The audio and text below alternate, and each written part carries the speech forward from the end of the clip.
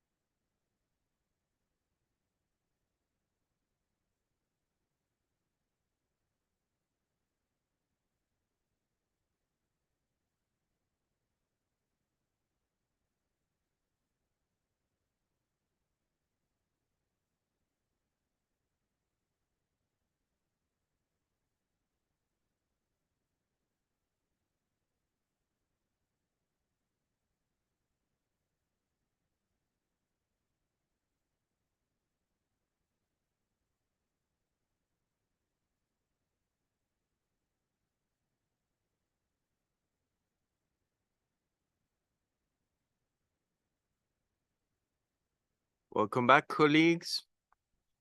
Let us proceed now with the session 3. How did we get here and what do we do now? This session will provide examples from members, industry, and consumer organizations of the evolution and effects of SPS misinformation and disinformation and strategies for addressing these issues, including roles and responsibilities, communicating with fact-checkers, weaponization of information, social media influencers, and communicating proactively. I will ask the speakers for this session to please come to the podium, and those who are joining us online to please press the raise hand button.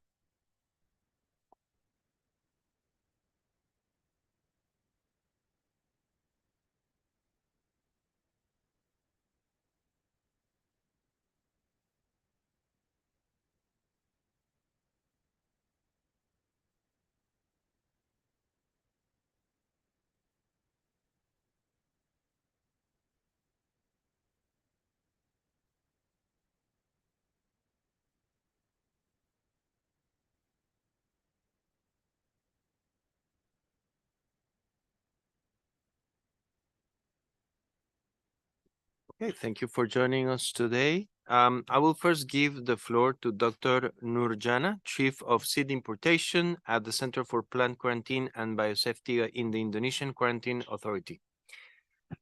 Dr. Nurjana will present Indonesia's experience on risk communication, misinformation, and disinformation. Dr. Nurjana is joining us online. Please, you have the floor. Bismillahirrahmanirrahim. Hello. Okay, I'm Nurjana from Indonesian Quarantine Authority. I will present Indonesian experience on risk communication, misinformation, and disinformation. Next slide, please. First of all, risk communication defined by WHO. Risk communication is the tools exchange of information, advice, and opinion between experts or officials and people who face a hazard or threat to their survival, health, or economic or social well-being. And then the fundamental of by FAO about risk communication is to provide meaningful, relevant, and accurate information in clear and understandable terms target to a specific audience. It may not resolve all differences between parties, but may lead to a better understanding of those differences. Next slide, please. This is the definition of misinformation and disinformation from UNHCR.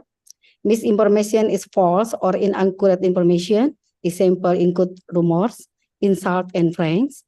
And then disinformation is deliberate and includes malicious content such as hoax, spear phishing, and propaganda. It's with fear and suspicion among the population. Next, please. They are effective risk communication. Effective risk communication between the parties and all stakeholders prevents mis and disinformation, ensuring product conformity through efficient communication. And then the last is encouraging a change in risky behavior between exporting and importing countries. Next, please.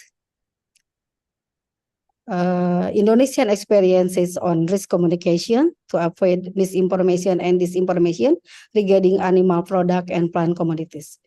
Here is the example. Next, please.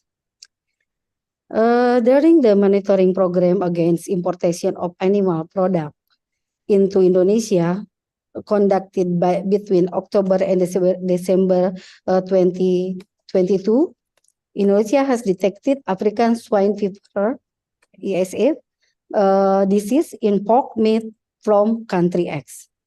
Then on February 23rd, 2023, Indonesia sent a letter to Food Safety Authority to the embassy of country X in Indonesia regarding those issues. On March 27th, 2023, Food Safety Authority of Country X respond with an explanation that ASF had never been detected in their country, thus considered to be free from ASF. They also request some information regarding Indonesia sample techniques for animal product monitoring and laboratory testing method for ISF detection. Next slide, please. On April 18th, 2023, Indonesia sent a clarification letter to Food Safety Authority of Country X. Then through this communication, both countries released that there are two different methods between Indonesia and Country X. Method King et al. And Tignon et al. Tignon et al. Has an improvement for a new real-time PCR assay, although both tests are equally validated by WOH. Next slide, please. This is an example about misinformation regarding importing floss silk tree atau Seibas Chodati. The first of all, letter from Indonesian Quarantine Authority date 19 January 2023 regarding phytosanitary requirement for plant of Ceiba Chodati from country originate from country X, which need insecticide treatment using carbofuran active ingredient before planting in Indonesia. The second is country X assumes that the treatment should be carried out in country X. So they respond to Indonesian Quarantine Agency through embassy representative to propose an alternative option for the active ingredient of the insecticide due to the ban of the use of carbofuran active ingredient in country X. And then Indonesia side respond with an official letter imposing that plant treatment using the carbofuran shall be carried out when the Ceiba Chodati plant arrive in Indonesia. The treatment were done on tree root and planting media of Ceiba Chodati after it arrived in Tanjung Priok Port, North Jakarta. Then the result is both parties agree to pursue the trading. Next, please. This is the response letter from Indonesia to country X to explain that the treatment is due in Indonesia after the Ceiba Chodati is come to Indonesia, and then we do the we made the alternative treatment of for Ceiba Chodati with another active ingredient. Okay, next. This is the conclusion. The first, risk communication is important to achieve the same appropriate level of protection in plan. And then communication is carried out between the two parties so that imported products are in accordance with the requirement agreed upon by both countries. And then effective risk communication will resolve issues and prevent misinformation and disinformation. Thank you.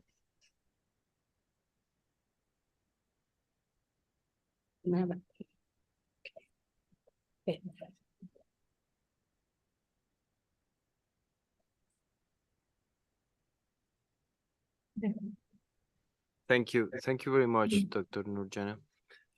Let us now proceed with the second speaker, Mr. James Ramsey, Head of Unit for Communications at the European Food Safety Authority.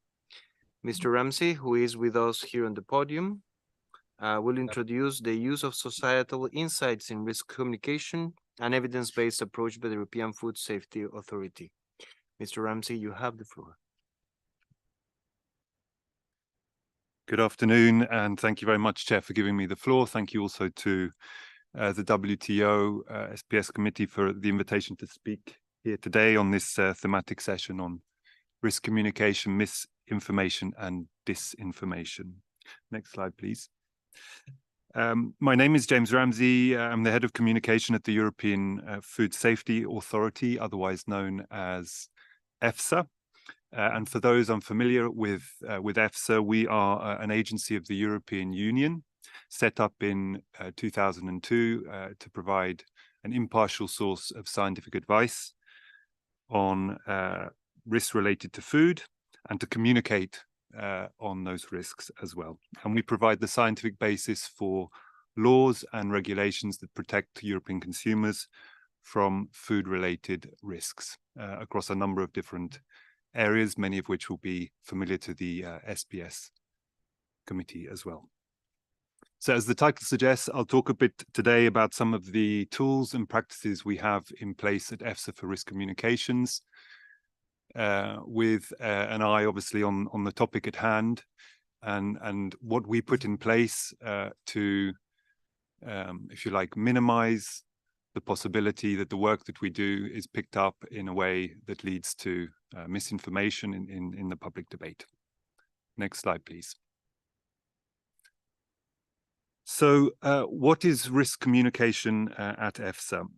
Well, I mean, in very simple terms, we like to think of our risk communications as a way of bridging the gap between our science, our risk assessment, scientific advice on food safety, and the consumer in the broadest possible sense. We are also very much concerned with promoting and disseminating consistent messages about food safety.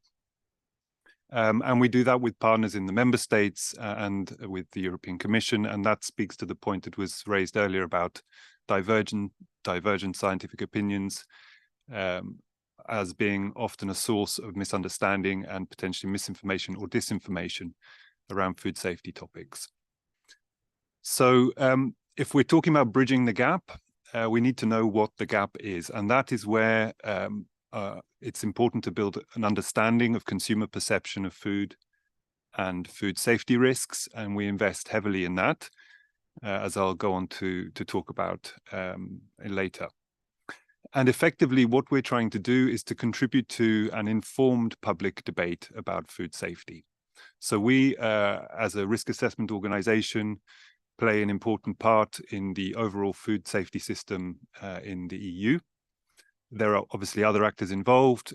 For EFSA, we have a risk assessment role. Risk management is taken care of by the European Commission and member states. But because we are issuing scientific advice, we are often initiating also a public debate on a given issue. And so we take that responsibility seriously and look to, as I say here, try and establish an informed public debate as best as we can. Next slide, please. So actually, for EFSA, risk communication is set out in our founding regulation, the General Food Law. We have a dual mandate, the first for risk assessment, scientific risk assessment, and the second for risk communication.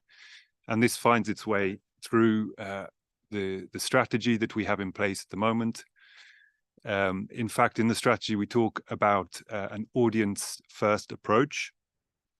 And again, going back to one of the comments made by Dr. Hallman earlier, we pay a lot of attention to ensuring segmentation of our target audiences, recognizing the fact that not all the consumers in Europe have the same information needs or will respond to messages about food safety in the same way. So we take an audience-first approach, and we have invested in a function within our communication team, our communication unit, that deals with social insights, social research. So we employ social scientists specializing in behavioral science, psychology, and so on, to help us make sense of the world out there as far as perception is concerned around issues to do with food safety. And we do this to improve and enhance our communications. Next slide, please. So one of the first things we do is planning for risk communications, and we really we spend a lot of time on this as part of the overall effort and activities we do for risk communications. We want to understand as best we can how a given topic in the area of food safety will be received by our target audiences. We want to understand the information needs of our target audiences. So we ask ourselves a number of questions in relation to the topics we're dealing with. And just to be clear, these topics may vary. I mean, many of them have been mentioned already here today. So we deal with the risk assessment of GMOs, pesticides, novel foods, food contaminants, et cetera, et cetera. It really is the so-called farm to fork approach. And in deciding about what to communicate on, we look to establish what it is about the topic that will be interesting to our target audiences. So we ask ourselves about the nature of the topic. You know, is the item, for example, present in everyday diets? How severe is the public health risk, if we're talking about the public health risk? Will our advice likely lead to a change in policy or have an impact on the market in a significant way? And then, of course, what are the societal perceptions, concerns? What is the interest about the topic among our target audiences? And we bring that all together to inform A, what we will communicate on, and B, how we go about doing that communication. And I'll give you an example of that in a moment. So if we can go to the next slide, please. We have these are the main inputs we use, shall we say, for gathering the information we need about knowledge and perception, and also to some extent about the nature and potential societal impact of the risk assessments that we're doing. So social research, as I mentioned, we have a function in our team. We commission original research on different food safety topics. If we highlight an area where we feel there is a gap in knowledge about consumer understanding, knowledge or awareness, then we will launch research. We have a Eurobarometer on food safety perceptions that we carry out every 3 years, which really is a gold standard as far as quantitative research is concerned for food safety in the EU.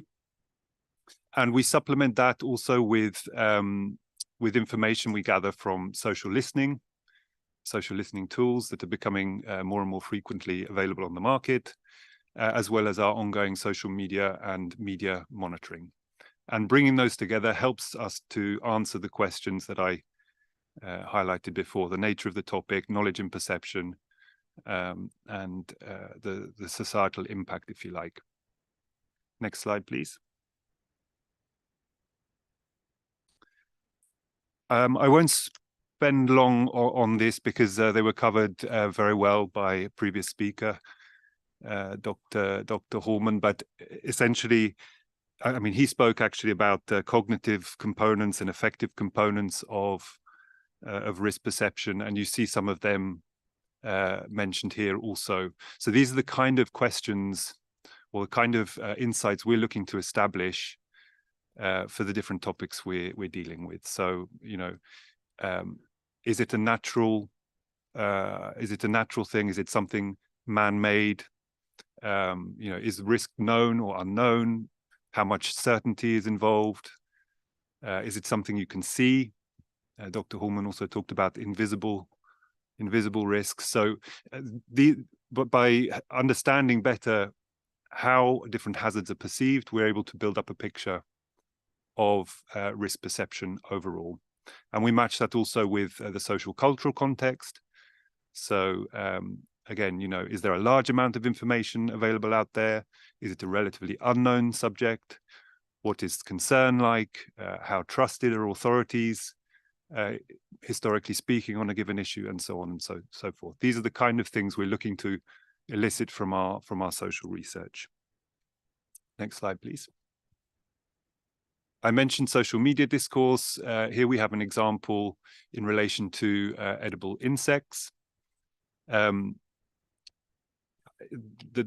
numbers here, the graph really is, the figures are not so important, but it gives you a sense of the kind of information we're able to gather as well about a public debate on a given topic.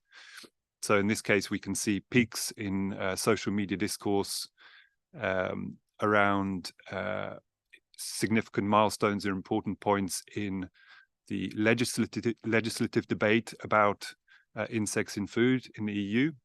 So where an authorization is given, or where a legislative proposal is put forward, we would see a peak, as you would expect, in online conversations.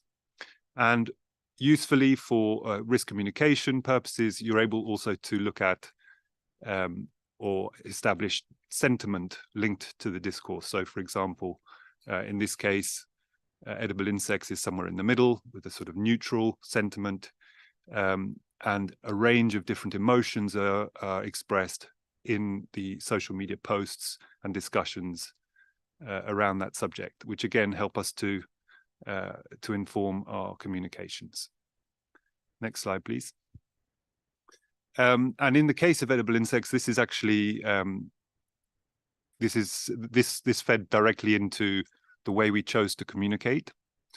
So in 2021, we released a scientific opinion covering the application for the placing on the market of novel food insects. And the research that we had done allowed us, firstly, to choose the correct channel. Okay, so in this case, we decided against a press release, and we chose instead to go for an interview, more of an interview style piece. And we included elements of the context. But importantly, we also included, we acknowledged in our risk communications the emotional connection and attachment that people had to the issue of edible insects. So the so-called yuck factor, and this speaks to the feeling of disgust or dread that some people feel when presented with the topic of edible insects. So by acknowledging that in our communications, we hope, and it helps to establish EFSA as a voice of credibility, of authority, and also a voice which understands consumer perceptions and concerns around the issue. Next slide, please. And in fact, this was a very highly, or it was a communication that resulted in a large amount of media coverage around the world. So we had more than 2,000 articles. We were proactive in our communications, particularly with media sources, targeting newswires, particularly as a means of getting our message out to the widest possible audience as quickly as possible. And the first coverage we received or we saw on this issue really, we felt, set the tone for subsequent coverage to come. Next slide, please. And this is my penultimate slide, but just to say, with proactive communication also comes a responsibility to engage. For EFSA, we're in a slightly, the situation is complex, let's say, because we are a risk assessment body dealing with food safety science. So we can address and engage on issues to do with our science only. We're not a risk management organization. That is more in the hands of the European Commission and member states. So we have to work together with them to combat misinformation, disinformation, or whatever it may be, making sure that we respect our individual roles. And the final slide, please. So this is by no means an exhaustive list, and others have provided more insights to this. I'm thinking of Michelle's presentation earlier, but some of the learnings that we have when we're thinking about informing a public debate on a given issue that may be sensitive or controversial, we would be strong advocates for using social research, social media listening, media monitoring, and so on, to help inform communications on the basis of a good target audience segmentation, so that you really meet the needs of your target audiences. I would also suggest to be on the front foot, so be proactive with your communications, but be ready quickly to rebut and engage in the public debate. And finally, keep one eye on the future. We've heard already today from colleagues with different frameworks, different ideas and methods for dealing with misinformation, disinformation in the area of food and food safety. And many tools are coming on stream in the future. And that would be my final message. Thank you very much. Thank you very much, Mr. Ramsey. A lot to unpack on this presentation. I will now give the floor to Ms. Nicole Mackenzie, acting section. Oh yeah, sorry.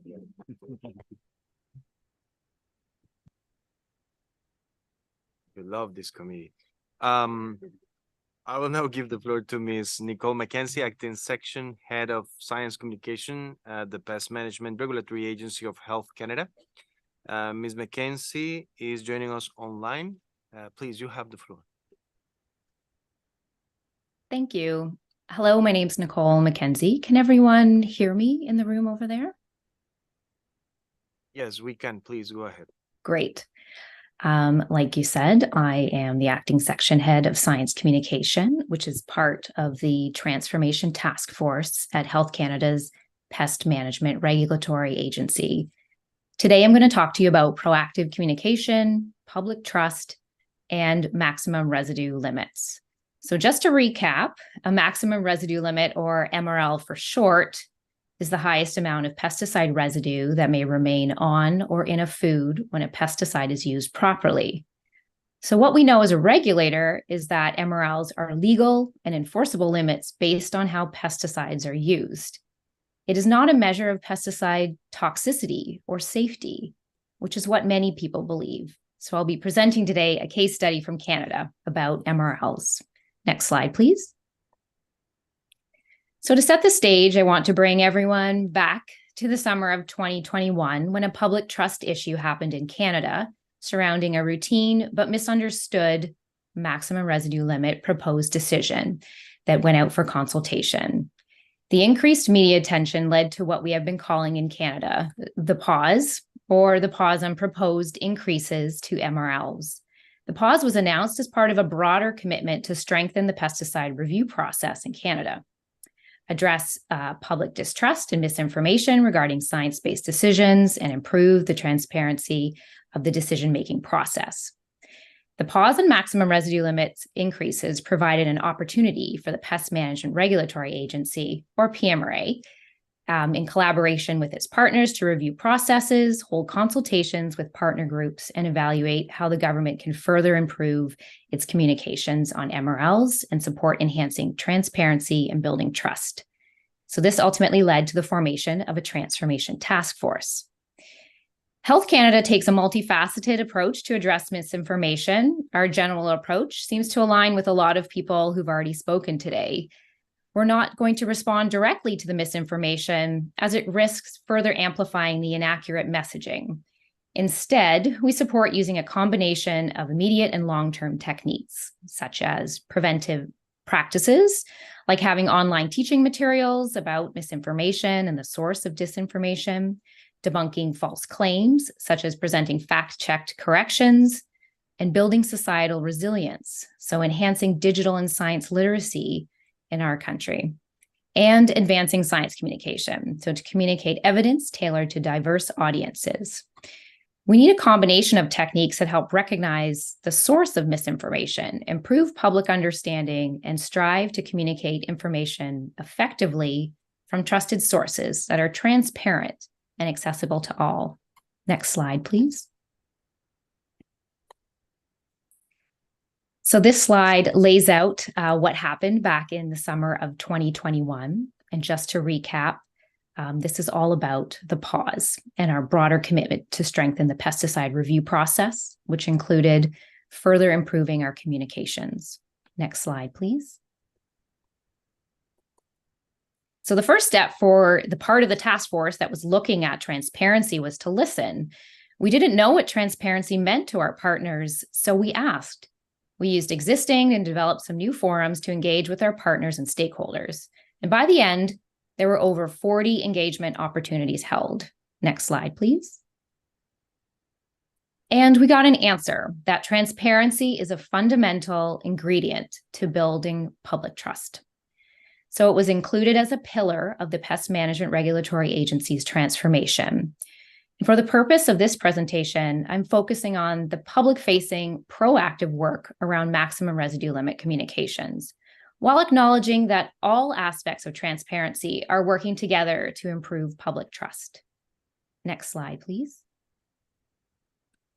Another key finding from talking to our partners and stakeholders is that our audiences have very distinct information needs that require different levels of understanding and complexity based on the topic. So let me explain with an analogy that our science communicators use. We have waders, so people who want to dip their toe into the information, who are curious. So someone who may have heard about MRLs on the news and wants to be better informed of the situation is an example of a wader. Swimmers, so people who want to be immersed in the information, like a journalist who wants to write an article and is doing some research on MRLs. And divers, people who want to continue on their learning journey and want detailed information on PMRA's policies and regulations that support the MRL process. So by providing layers of information for all the different audiences, we can meet people where they are in their learning journey and provide them with a path if they want to continue to dive deeper into the information. Next slide, please. So to help support the lifting of the pause on the proposed maximum residue limits, we created a suite of proactive communication products designed to reach the waders, swimmers, and divers. So these include an infographic and a short video aimed at the waders, which you can see on the left side of your screen, and some multi-tabbed web content aimed at the swimmers, shown at the right of the slide. If you could go to the next slide, please. We also put a lot of effort alongside our health evaluation scientist colleagues to improve the proposed increase maximum residue limit consultation notices and documents online.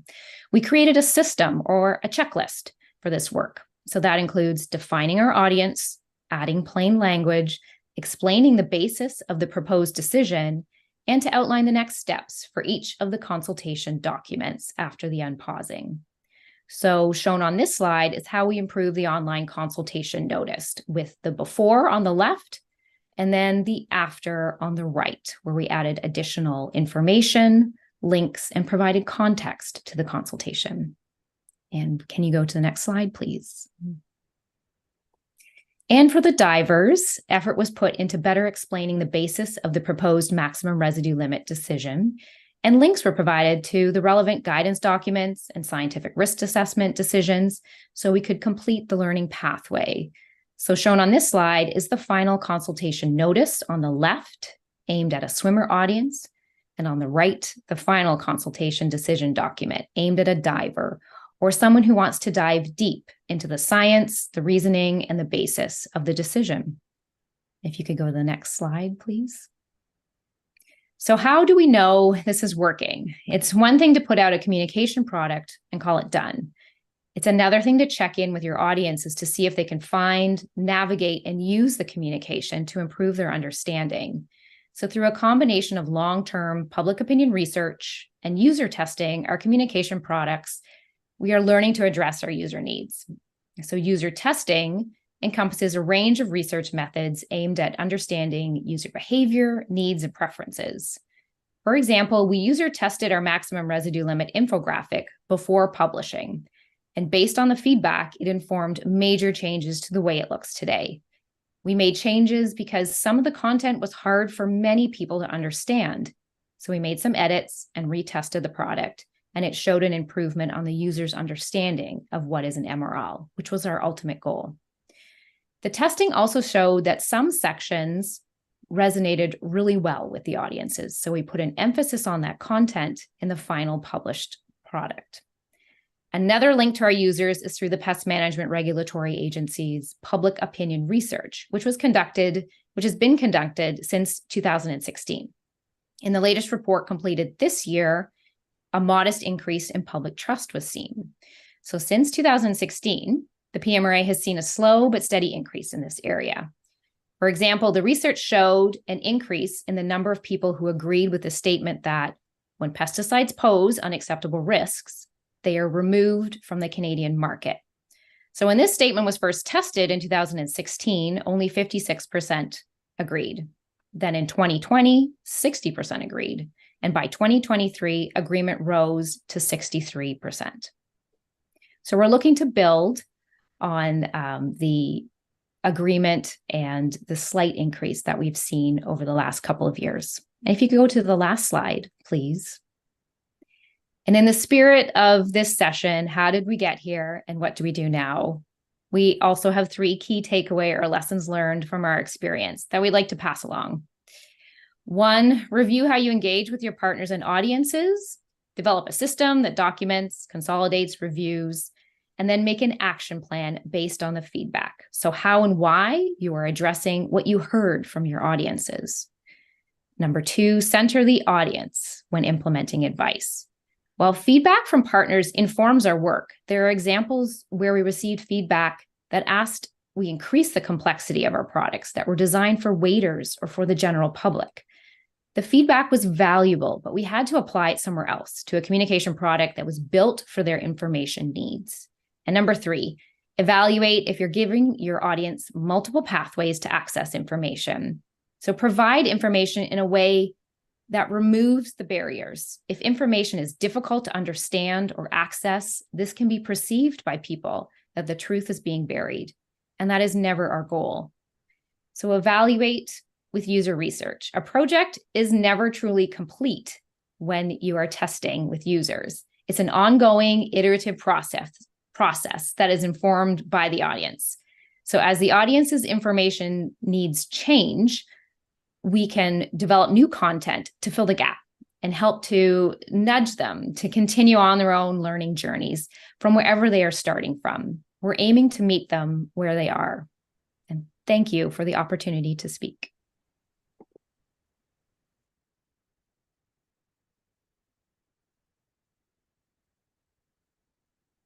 Thank you very much, Ms. McKenzie. Now we will continue with the next speaker, Ms. Marcela Cerda. She's a journalist and head of the communications department of the Agricultural and Livestock Service of Chile. Ms. Cerda is joining us online and she will do a presentation on communication, a key to the outcome of an emergency. Depending on the time available, we may have a little bit of a space there for a Q&A, given that we have 7 speakers on this section of our agenda. So it may be useful for us to have a little bit of a space there after Ms. Cerda's presentation. So having said that, I would like to give the floor to Ms. Cerda. Ms. Cerda, you have the floor. ¿Cómo están? Aquí desde el Servicio Agrícola y Ganadero de Chile, encantada de poder intervenir en esta interesante sesión. El caso que les voy a comentar tiene que ver con un análisis y una exposición práctica respecto de lo que nosotros realizamos en el Departamento de Comunicaciones de nuestro servicio en función de la emergencia por influenza aviar durante todo el año 2023. La siguiente, por favor. En este sentido, el enfoque que nosotros damos comunicacionalmente a las emergencias tiene varias etapas. Y una etapa que es central es la preparación que nosotros tenemos para poder visualizar cómo enfrentar una emergencia o un riesgo que nosotros podemos evaluar que se acerca. En ese sentido, en el caso de la influenza aviar, fue fundamental poder realizar en principio simulacros que nos pudieron conectar con las áreas técnicas de nuestro servicio, con la industria y con la academia incluso, para poder organizarnos y ver que el tema de la migración de aves que estaba sucediendo en el hemisferio norte durante el año 2022 era efectivamente un riesgo que iba a acercarse hacia el hemisferio sur y que nosotros debíamos recoger en términos técnicos y coherentemente en términos comunicacionales. La siguiente, por favor. Es así como la preparación fue fundamental para enfrentar esta emergencia, y en ese sentido, casi un año antes, nosotros realizamos un simulacro por influenza aviar, donde participó, como les digo, el área técnica de nuestro servicio de distintas regiones, y el área de comunicaciones estuvo presente para poder visualizar cuáles eran los públicos a los que debíamos dirigirnos, cuáles eran los mensajes que eventualmente debíamos levantar en caso de que la enfermedad llegara a nuestro país, y cuáles eran los objetivos que nosotros debíamos conseguir con eso. Una vez que la migración fue avanzando y la enfermedad se fue presentando desde el hemisferio norte al sur, nosotros, antes de que pudiéramos detectar el primer caso positivo, comenzamos una campaña de difusión. Y esa campaña de difusión tenía un enfoque más bien preventivo, recogiendo un poco lo que expresaba la expositora anterior. Establecimos mensajes que tenían que ver con qué es lo que había que hacer para fomentar las denuncias en las personas y nosotros pudiésemos detectar oportunamente si es que se daba algún caso, ya fuera en aves silvestres o en aves productivas o de traspatio. En ese sentido, hubo una cronología que finalmente la enfermedad efectivamente llegó a nuestro país en diciembre del año 2022, y de alguna manera teníamos trabajo adelantado en lo comunicacional respecto de cuál era la estrategia más adecuada para poder enfrentar esta etapa. Y esta etapa tenía que ver con la enfermedad en aves silvestres. Y en ese sentido, justo coincidentemente era la época de verano en nuestro país. Había mucha gente que estaba presente en las playas y en lugares como humedales, porque era justo el tiempo de vacaciones. Entonces nuestra campaña finalmente tuvo un eslogan que de alguna manera llamaba a la acción, y era no tocar a las aves que eventualmente podían encontrar con problemas de influenza o mortalidades, y reportar a los servicios veterinarios oficiales. Esta campaña tuvo una amplia repercusión. Hicimos una difusión muy coordinada con la Secretaría de Comunicaciones de Gobierno, con el Ministerio de Salud, un poco tratando de aunar estos mensajes y de poder establecer una sola línea de comunicación que resultó muy efectivo para lo que vino en un paso posterior, que finalmente hubo casos positivos en aves de corral, y en ese sentido se amplió el público a un público, digamos, más específico al que debíamos dirigirnos. Ya estaba, como les digo, la gente que estaba en las playas vacacionando y que y observaba estas mortalidades, así como también los tenedores de aves que tenían gallinas o pavos o patos en sus casas y que debían hacer un manejo específico también. La siguiente, por favor. En ese sentido, nuestra campaña tenía distintos focos, y primero era detectar oportunamente los casos del virus en aves silvestres, y luego fue virando un poco hacia lo que era el tema del manejo en las aves de traspatio.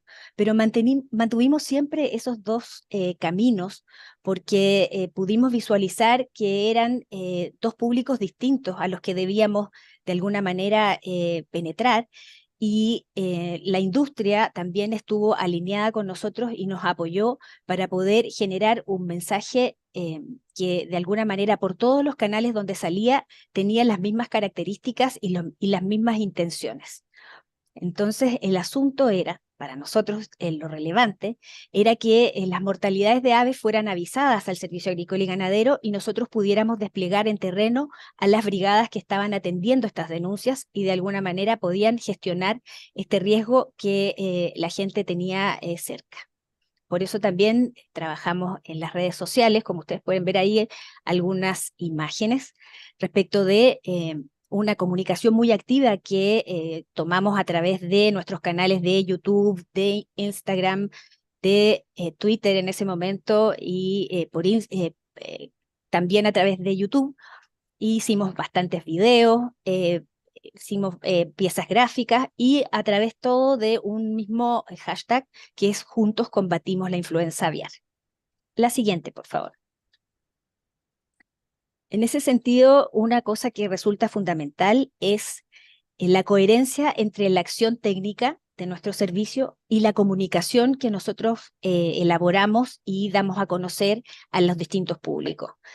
El objetivo para nosotros era la detección oportuna de los casos. El público, como les expliqué, era masivo, pero de alguna manera tenían algunos matices que debíamos trabajar, ya sea para la gente, la audiencia más amplia y también para los tenedores de traspatio. Y en ese sentido establecer claramente cuáles eran los mensajes y tal cual como se señaló en exposiciones anteriores, el trabajo con los voceros, siendo nosotros la fuente oficial de información, en este caso zoosanitaria, resultaba fundamental prepararlas para que de alguna manera pudieran enfrentar todos bajo la misma línea y dando los mismos mensajes a las distintas instancias de comunicación que tuvimos que levantar para hacer que nuestro mensaje llegara lo más ampliamente posible a lo largo de todo el país, porque efectivamente esta enfermedad se fue presentando de norte a sur y finalmente tuvo casos desde completamente en todas las regiones de Chile. Toda esta comunicación siempre hemos sido muy rigurosos en alinearnos al plan de despliegue técnico, a la acción y a las decisiones que toman nuestros veterinarios, y en ese sentido nosotros actuamos como una unidad de apoyo y en completa coordinación con ellos. La siguiente, por favor.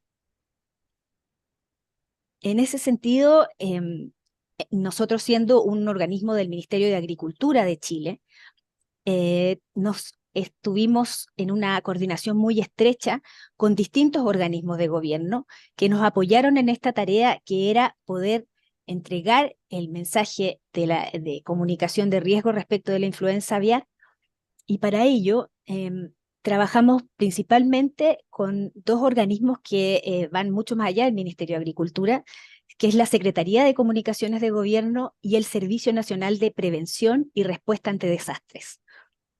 Ellos, en coordinación con nosotros, con el Ministerio de Agricultura, con el Servicio Nacional de Pesca, dada los casos positivos de influenza aviar en animales marinos, y el Ministerio de Salud, considerando que se trataba de una zoonosis, hicimos varias mesas de trabajo donde pudimos exponer no solo el planteamiento técnico, sino que también participando activamente desde las áreas de comunicaciones para que pudiéramos establecer un relato común.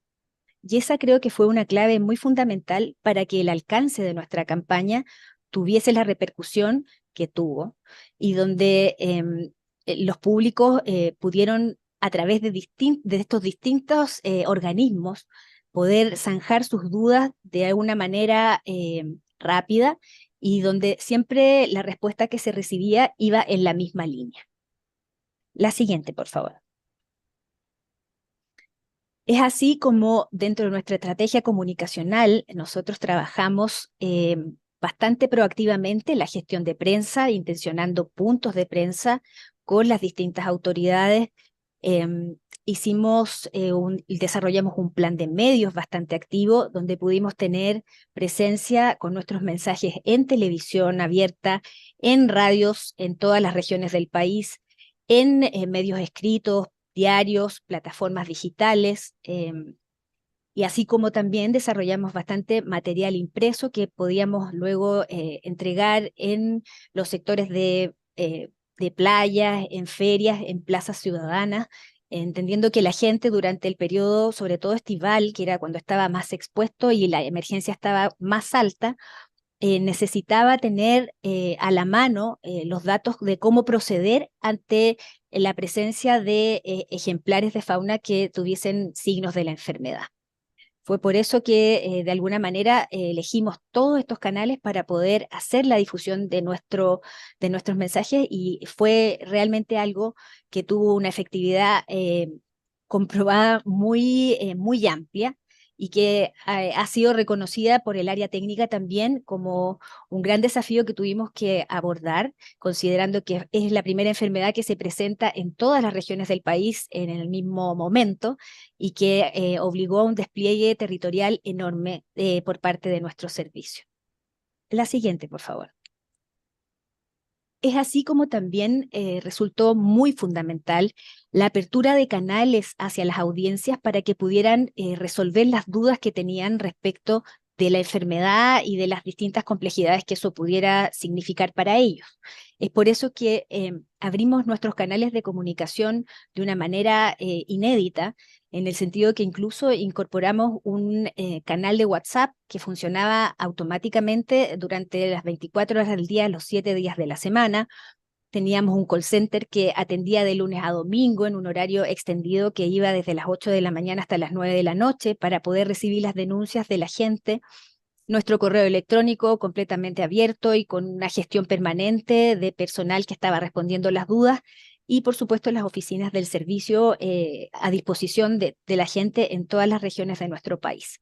Generamos una gran cantidad de material gráfico para redes sociales, impresos, incluso buscando alternativas que pudieran hacer permanecer nuestros mensajes más allá de lo puntual del momento en que la gente lo ve, por ejemplo, desarrollando un calendario como el que se puede ver ahí, donde es una especie de afiche que incorpora cuáles son las medidas de higiene que se deben mantener en el caso de los tenedores de aves de traspatio, y que con esto incorporarle un calendario, nosotros nos aseguramos que la persona que tiene este afiche mantiene esos mensajes a la vista durante un tiempo más extenso.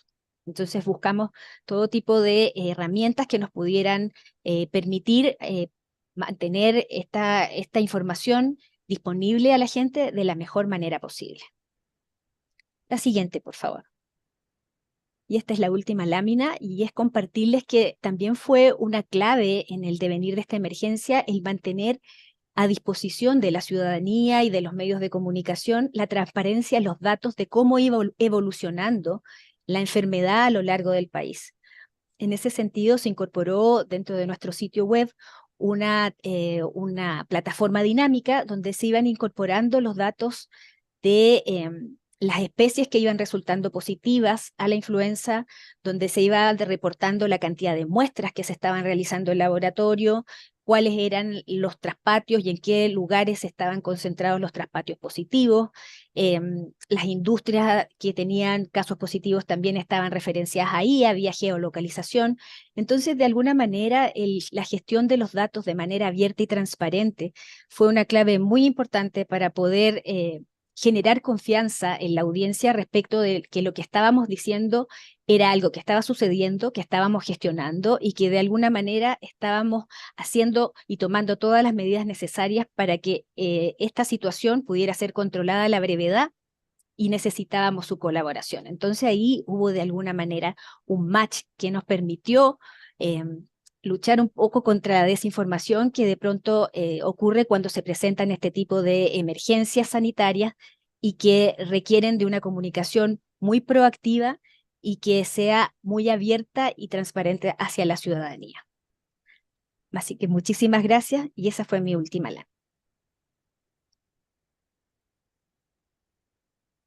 Muchas gracias, doña Marcela.